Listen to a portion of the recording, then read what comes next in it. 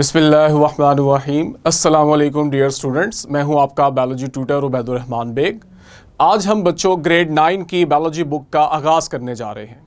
चूँकि हमारा curriculum update हुआ है जो कि SLO बेस है और इंशाल्लाह हमारे एग्ज़ाम जो हैं ये भी SLO बेस होंगे, तो हमने जो अपनी बुक डेवलप की है उसमें इस चीज़ का ख्याल रखा गया है कि हम हर SLO को अलग से डिस्कस करें।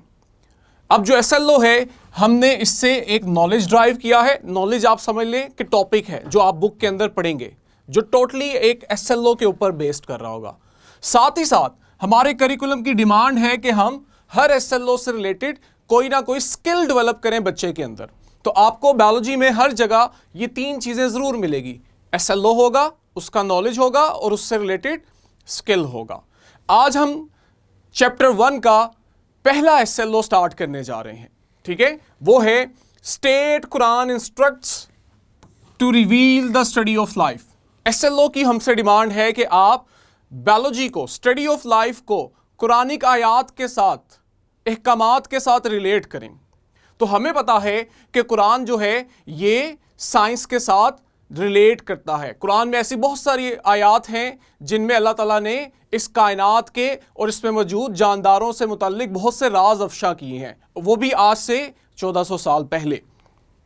मिसाल के तौर पे हम स्टार्ट करते हैं कि कुरान हमें बताता है कि जो लिविंग ऑर्गेनिजम्स हैं ये पानी से बने हैं। यहाँ हमारे पास एक आयत है सूरह अल-अंबिया की जिसका मफहूम, जिसका मतलब है और हमने पानी से हर जिंदा चीज़ को बनाया। तो यहाँ पे हमें ये बता दिया गया कुरान ने कि आपके पास दुनिया में जितने लिविंग ऑर्गेनिजम्स हैं वो पानी से बने हैं, उनमें पानी का बहुत अहम रोल है। बायोलॉजी इस चीज़ को एक्सेप्ट करती है कि आपके पास बॉडी में जो मेन ऑर्गन्स हैं, अगर आप सिर्फ इन्हीं को देख लें तो आपको मालूम होगा कि इन ऑर्गन्स के अंदर पानी किस परसेंटेज के अंदर मौजूद है। ये इंफॉर्मेशन आपको यहां दी हुई है। नेक्स्ट जो है, इसी तरह कुरान जो है वो हमें लिविंग ऑर्गेनिजम्स में डाइवर्सिटी का भी बताता है, ठीक है। डाइवर्सिटी जो है बच्चों, जब ये लिविंग ऑर्गेनिजम्स में आप पढ़ते हो हम इसे बायोडाइवर्सिटी का नाम देते हैं। हम बायोडाइवर्सिटी जो है ये चैप्टर 10 के अंदर पढ़ेंगे। इसमें अल्लाह ताला हमसे इरशाद फरमाते हैं, और अल्लाह ने ज़मीन पर चलने वाले हर जानदार को पानी से पैदा फरमाया। एक दफ़ा दोबारा उस पर एम्फसाइज किया गया। फिर अल्लाह ताला फरमाते हैं, इनमें से कोई अपने पेट के बल चलता फिरता है और इनमें से कोई 2 टांगों पर चलता फिरता है और इनमें से कोई 4 पांव पर चलता फिरता है।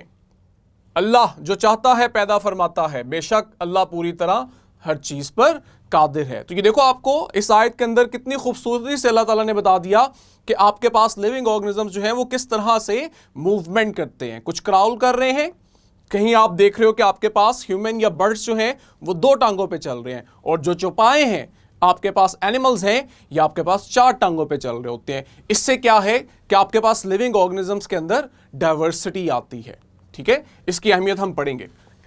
वापस आते हैं, अब हम इंसान जो कि अशरफुल मखलूकात है यहां से स्टार्ट करते हैं।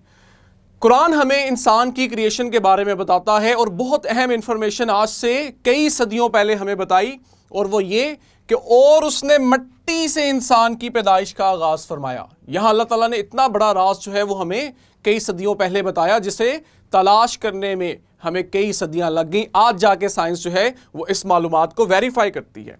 हमें अल्लाह ने मिट्टी से कैसे बनाया या हमारी पैदाइश का आगाज मिट्टी से कैसे हुआ, हमें आज बायोलॉजी बताती है कि आपके सॉइल के अंदर ये वो कुछ एलिमेंट्स हैं जो ह्यूमन बॉडी में भी मौजूद हैं। यानी ये एलिमेंट सॉइल में भी हैं और ह्यूमन बॉडी में भी हैं, ठीक है। ये किस तरह से ह्यूमन की बॉडी में आते हैं, बायोलॉजी हमें बताती है कि सॉइल के अंदर जो एलिमेंट्स हैं इन्हें प्लांट्स एब्जॉर्ब करते हैं और यूटिलाइज करके फोटोसिंथेसिस के थ्रू फूड बनाते हैं। इन प्लांट्स को फिर हम ह्यूमंस यूटिलाइज करते हैं, यानी कि वो न्यूट्रिएंट सॉइल से प्लांट्स और प्लांट से ह्यूमन बॉडी में है। जब हमारी डेथ होती है तो हमारी बॉडी जो है उसकी डीकंपोजिशन होती है, और डीकंपोजिशन के नतीजे में हम देखते हैं कि ये एलिमेंट्स दोबारा से मिट्टी का हिस्सा बन जाते हैं। तो इस तरह से हमारे पास जो इंसान की पैदाइश है उसका आगाज मिट्टी से किया गया।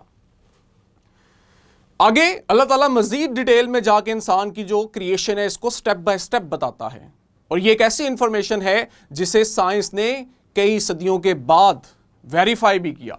इसमें अल्लाह ताला हमसे क्या फरमाता है, फिर हमने उस नुत्फा को, नुत्फा से मतलब है कि वो सिंगल सेल जिसे हम आज जाइगोट कहते हैं, एक जमा हुआ खून बनाया, clinging clot, clot of blood. और फिर हमने इस जमे हुए खून को एक बोटी बनाया, यानी हमने इससे एक लंप ऑफ फ्लैश क्रिएट किया।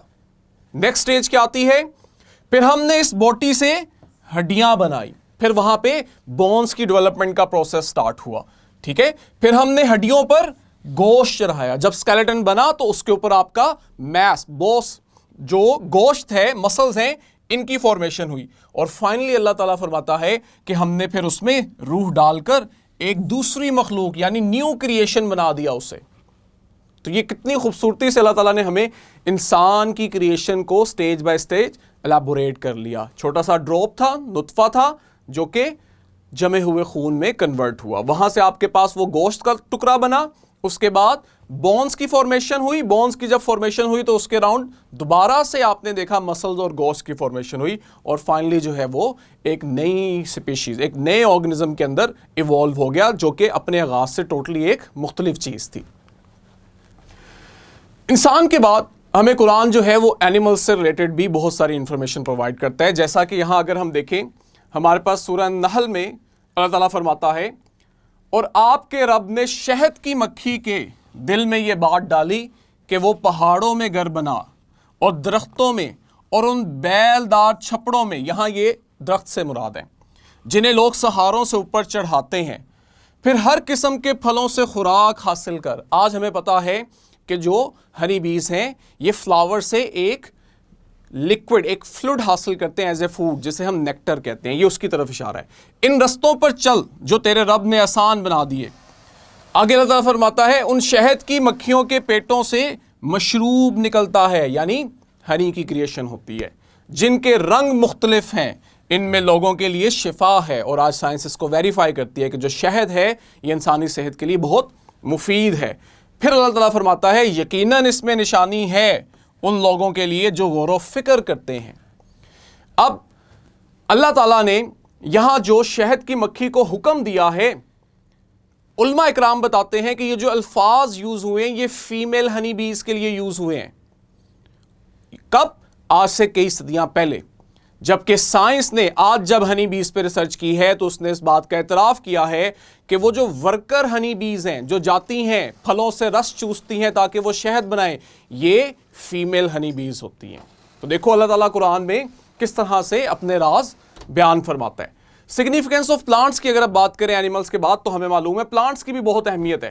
अल्लाह ताला फरमाता है, और वही है जिसने आसमान से पानी नाजिल फरमाया, बस उसके जरिए से हर किस्म के नबातात उगाए। ठीक है, उस पानी से प्लांट्स ने फोटोसिंथेसिस की और आपके पास वहां पे बहुत सी सब्ज खेती निकाली, जिसमें तह बतह दाने होते हैं, ग्रेन्स होते हैं, फूड प्रोडक्शन होती है। फिर अल्लाह फरमाते हैं, और उसी से हमने खजूर के शगुफों में से लटके हुए गुच्छे निकाले, और अंगूरों और जैतूनों और अनार के बाग निकाले, जिनके फल मिलते जुलते हैं। ठीक है, अगर आप उसकी शेप देखो, बाहर फ्रूट और अंदर सीड है, फल मिलते जुलते हैं और अलग अलग भी हैं, लेकिन अगर आप उनकी इकसाम देखो, उनका टेस्ट देखो, तो ये एक दूसरे से बिल्कुल मुख्तलिफ है।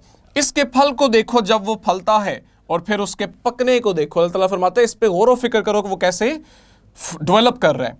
बेशक इसमें निशानियां हैं उन लोगों के लिए जो ईमान लाते हैं।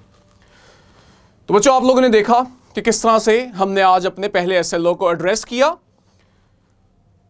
एंड पे आपके पास कुछ क्वेश्चंस हैं जिन्हें आपने प्रैक्टिस करना है।